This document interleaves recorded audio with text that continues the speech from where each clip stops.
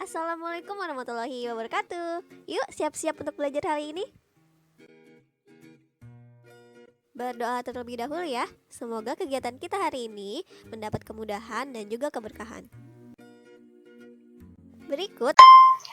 Oke, kali ini kita akan belajar mengenai perbandingan sisi trigonometri. Nah, di trigonometri ini ada yang namanya sinus atau sin. Kemudian ada yang namanya kosinus atau biasanya disebutnya cos. Kemudian ada tangen atau biasa disebutnya tan. Kosekan bisa juga disebutnya kosek atau CSC ya di penulisannya. Kemudian ada sekan, dibacanya bisa sek, ditulisnya bisa juga sek. Kemudian ada kotangan atau kot gitu ya. Oke, sebelum ke perbandingan sisi trigonometrinya, salah satu hal yang penting adalah dari mana kita melihat sisi-sisi itu dari sudutnya, ya. Nah, di sini di segitiga ini nih kan ada sudut alfa dan sudut beta. Nah, sudut alfa dan sudut betanya kita pisah jadi dua masing-masing ya. Jadi kalau misalnya yang dilihat dari sudut alfa, maka ini. Kemudian kalau dari sudut beta, ini. Nah, sekarang kita akan menentukan yang mana sisi miring, yang mana sisi depan, dan yang mana sisi samping. Oke, untuk segitiga siku-siku yang pertama, ya, di segitiga siku yang pertama ada segitiga KLM. Nah, di sini kita akan cari mana sisi miring, mana sisi depan, dan mana sisi samping, ya. Oke. Yang perlu diingat, pertama, sisi miring. Sisi miring itu selalu ada di hadapannya sudut siku-siku. Nah, ini dia sudut siku-siku. Yang ada di hadapan sudut siku-siku yang mana? Ini berarti ini adalah sisi miring. Sisi miring SM. Ini berarti sisi miringnya adalah LM. Kemudian sisi yang ada di hadapannya sudut alfa. Nah, karena di sini sudutnya sudut alfa, maka sisi yang ada di hadapan sudut alfa siapa di sini? Adalah si KM, berarti itu adalah sisi depan. Kemudian ini SD berarti ya sisi depan. Kemudian ada lagi sisanya adalah sisi sampingnya, ada di sampingnya sudut alfa adalah si KL, sisi samping. Ini berarti di sini KL, oke? Nah, sekarang kalau misalnya yang dilihat dari sisi sudut si beta, kalau dilihat dari beta di sini cek lagi tadi ya. Mana sisi miring, mana sisi depan, mana sisi samping. Oke, lihatnya dari si betanya. Nah, pertama dulu sisi miring dulu. Ingat, kalau sisi miring selalu ada di hadapannya sudut siku-siku. Mau gimana pun posisi segitiga, kalau misalnya yang ada di hadapan sudut siku-siku, maka dia adalah sisi miring. Yang ada di hadapannya sudut beta adalah sisi depan. Sisanya adalah sisi samping, sehingga SM-nya siapa? Sisi miringnya adalah BC, sisi depannya adalah AB, dan sisi sampingnya adalah AC. Begitu ya. Oke, kita lanjut ke contoh soal. Contoh soal nomor 1, tentukan perbandingan sisi trigonometri pada segitiga berikut. Nah, ada segitiga KLM. Nah, di sini kita pasangin dulu mana sisi samping, miring, dan sisi depan, ya. Ingat, sisi sudut siku-sikunya di sini yang mana? Adalah si M, ya kan? Nah, maka yang ada di hadapannya sudut siku-siku adalah berarti sisi miring, ya. Kemudian yang ada, nah karena di sini sudut yang dimaksud adalah sudut alfa, maka yang ada di hadapannya sudut alfa adalah sudut sisi LM atau di sini adalah sisi depan, maka sisanya di sini adalah sisi samping. Oke. Kemudian di sini kita cek lagi KL-nya sudah ada 5 cm, kemudian KM-nya sudah ada 4 cm. Nah, sekarang si LM-nya ini belum ada nih. Si LM belum ketahuan panjangnya berapa. Maka kita perlu cari dulu dengan teorema Pitagoras. Oke, kaitannya dengan teorema Pitagoras. Teorema Pitagoras ini adalah materi di SMP, sudah pernah dipelajari. Namun kalau misalnya ada yang masih lupa, kita review lagi. Nah, di sini kalau misalnya ada segitiga, ya, di sini misal A, di sini misal B, di sini misal C. Oke. Si C ini adalah sisi miring nih. Nah, sisi miring itu kan paling panjang di antara dua sisi yang lainnya. Maka kalau misalnya mau cari sisi miring, itu rumusnya si A kuadrat ditambah B kuadrat ya. Kalau mau cari yang lain, misalnya mau cari A, sisi A. Kalau misalnya sisi miringnya ketahuan, ya maka berarti C kuadrat dikurangi sisanya siapa? B kuadrat. Kalau mau cari B, maka ingat selalu sisi miring, karena sisi miring itu yang paling panjang ya. Jadi sisi miring yang dikurangi sama sisi yang lainnya. C dikurangi A kuadrat. Ingat, ini ada akarnya juga. Ini adalah teorema Pythagoras. Oke? Oke. Ingat ya. Kalau mencari sisi miring, maka ditambah. Selain sisi miring, maka dikurang. Oke, sekarang di sini kita mau cari sisi siapa nih? Sisi miringnya udah ada. Oh, berarti nanti kita mau cari si LM itu adalah bukan sisi miring, maka nanti dikurang dari sisi miring. Gimana sih? Kita cek aja dulu.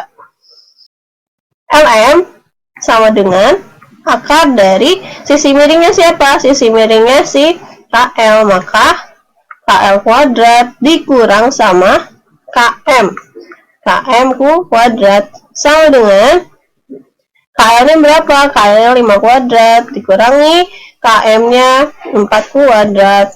Kita hitung deh nih sampai sini.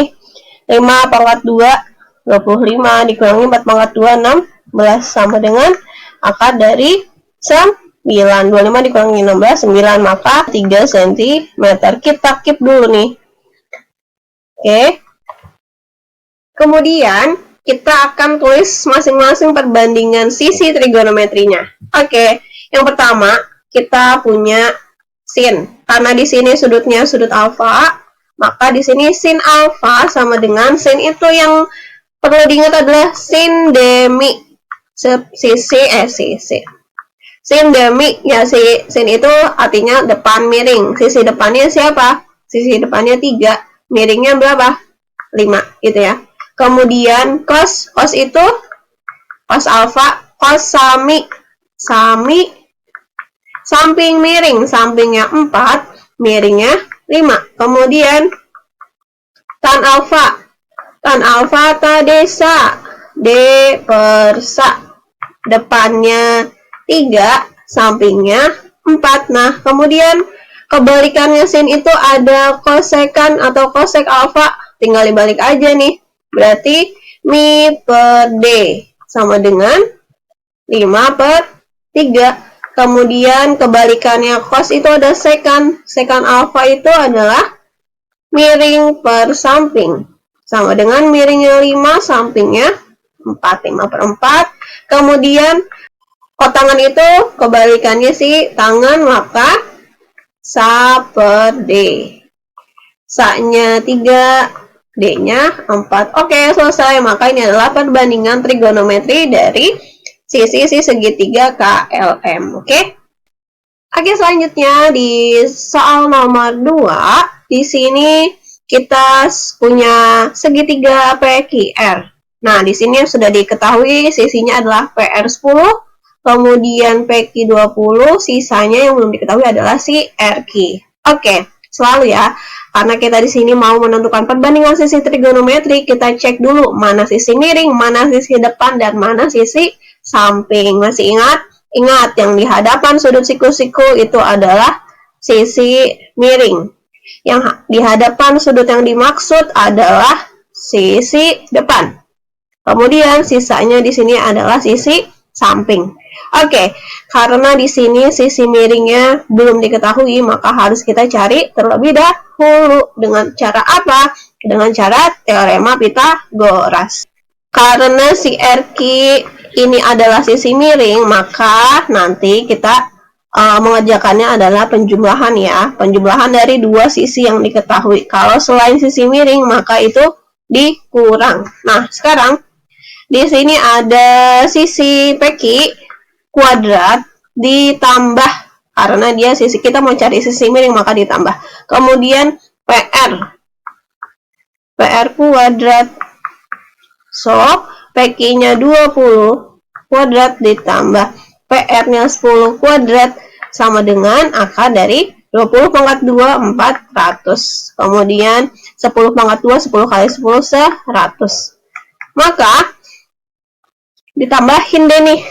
40 tambah 100 jadinya 500. Nah, di sini ini kan dalam bentuk akar nih. Kita sederhanakan bentuk akarnya jadi akar yang paling sederhana nih. Gimana caranya? Nah, cek dulu nih. Si 500, nah si bentuk akar itu kan ada akar 4, akar 9, akar 16. Ini berapa nih? Ini akar 42, ini 3, 4, akar 25, akar 64, akar 81. Nah, ini bentuk akar ini harus hafal ya. Ini 5, ini 8, ini 9, dan seterusnya. Nah, di sini sekarang cari angka berapa dikali berapa yang hasilnya 500. Nah, satu angkanya harus bisa dikeluarkan nih akarnya. Berapa yang paling mendekati 500? Yaitu 100. 100 dikali berapa supaya jadi 500 dikali 5? Oke, maka di sini akar 100 itu berapa? Akar 100 itu kan 10, maka di sini 10, sisanya kan akar 5 gitu ya. Jadi ini bentuk sederhananya adalah 10 akar 5 gitu ya. Nah, atau bisa juga ini gini, sama dengan akar 100 dikali akar 5 itu sama juga dengan akar 100 dikali akar 5. Ini masing-masing kalau bisa juga ditulisnya kayak gini. Ini juga sama aja, berarti akar 100-nya berapa? 10. Akar 5, nah berarti tinggal ditulis lagi akar 5. Jadi si RQ-nya itu adalah 10 akar 5. Nah, baru deh kita masuk ke bentuk perbandingannya. Perbandingan sin. Sin siapa di sini yang diketahui? Oh, ternyata di sini sudutnya beta, maka di sini adalah sin beta. Sin betanya apa? Ingat, sin demi, depan per miring. Sin demi depannya berapa? Depannya itu 20 per miringnya berapa? Miringnya itu 10 akar 5. Nah, kalau bentuknya si pecahan ini masih bisa disederhanakan atas bawahnya, kita sederhanakan jadi pecahan yang paling sederhana. Maka jadinya tinggal, ini kan sama-sama dibagi 10 ya, atau 0 coret nih, berarti tinggal 2 per akar 5. Selesai. Sebenarnya sudah selesai, tapi karena di sini akar 5-nya itu ada di bawah, maka ini perlu dirasionalkan nih. Perlu dirasionalkan, jadinya gimana? Dikalikan dengan si akar 5 lagi. Gitu. Akar. Berarti di sini 5 per akar 5. Kalau di sininya akar 3 ya berarti dikalinya dengan akar 3 per akar 3. Kalau misalnya di sini akar 2, maka dikalinya dengan akar 2 per akar 2. Begitu ya. Selalu dikalikannya dengan si akar yang ada di bawah ini berapa gitu. Oke, sekarang kita hitung di sini 2 dikali akar 5, maka jadinya 2 akar 5 per akar 5 dikali akar 5, akar 25. Sama dengan akar 25 itu berapa? 5 kan ya? Ini tulis lagi di sini jadinya 5. Akar 25 itu 5. Nah, atau bisa juga langsung nih, karena ini kan akar 5 akar 5, sama kan sama-sama akar 5, maka simbolnya bisa langsung hasilnya adalah 5. Gitu ya. Jadi si akarnya hilang. Oke, ini adalah si sin. Sekarang kita ke cosnya. Cos beta sama dengan cos sami, samping miring. Oke, sampingnya berapa? Sampingnya 10, miringnya 10 akar 5. Kita bagi lagi nih. Kita sederhanakan, sama-sama dibagi 10. 10 bagi 10, 1. 10 bagi 10, 1. Maka di sini jadinya 1 per akar 5. Oke, kita ketemu lagi nih dengan penyebutnya akar 5, di bawahnya akar 5. Maka harus dirasionalkan, jadinya 1 per akar 5 dikali dengan akar 5 per akar 5. Maka jadinya 1 dikali akar 5 jadinya akar 5 per akar 5 kali akar 5, langsung aja jadinya 5 gitu ya. Selanjutnya ada tan beta sama dengan tan itu apa? Tadesa D per sa, maka sama dengan depannya itu 20, sampingnya itu 10. Kalau ini bisa dibagi nih. Kalau misalnya disederhanain maka 20 bagi 10, 2. Kemudian 10 bagi 10, 1. Jadi 2/1, 2 dibagi 1, 2. Atau langsung aja juga bisa. 20 dibagi 10 jadinya 2 gitu ya. Oke, kemudian untuk kosekan itu adalah kebalikannya dari sin. Sin itu kan demi depan miring, maka ini adalah mide. Jadinya miringnya 10 akar 5 per depannya 20. Kemudian untuk sekannya, sekan betanya sama dengan sekan itu kebalikan dari cos. Cos itu kan samping miring. Jadi kalau sekan itu adalah miring per samping, maka miringnya 10 akar 5 per sampingnya berapa tadi?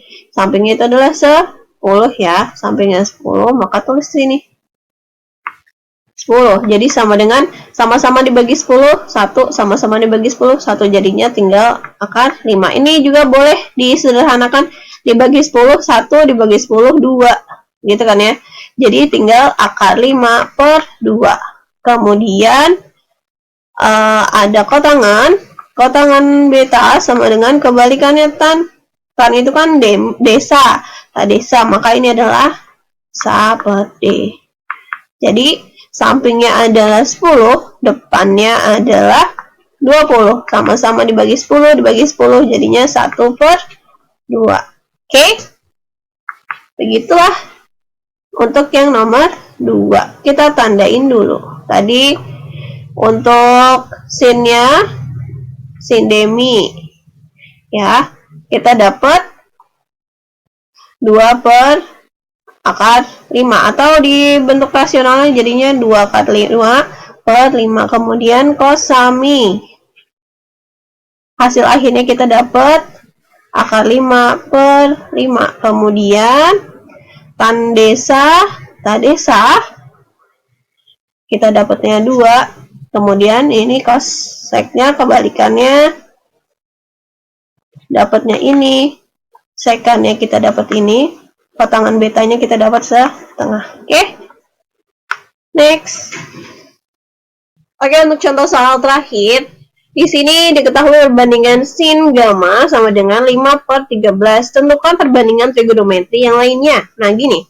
Kalau misalnya soalnya tidak ada gambar segitiganya, maka silahkan boleh digambar dulu tuh segitiganya. Kita sketsa segitiga, boleh. Atau kalau misalnya mau langsung juga boleh.